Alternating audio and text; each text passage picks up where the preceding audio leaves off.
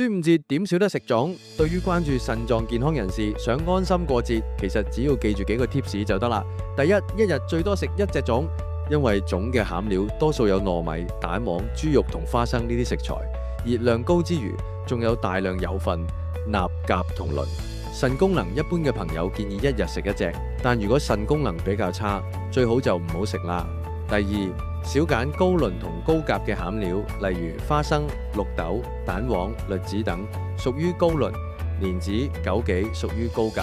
你可以將呢啲餡料切細，加多幾次清水沖洗同水煮，有助可以減少礦物質依附喺食物上面。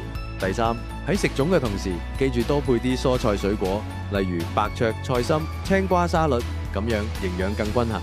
但腎又要小心，菠菜、蘋果、提子呢啲高鉀蔬果，記得跟住呢啲小貼士，腎友都可以安心食粽過端午。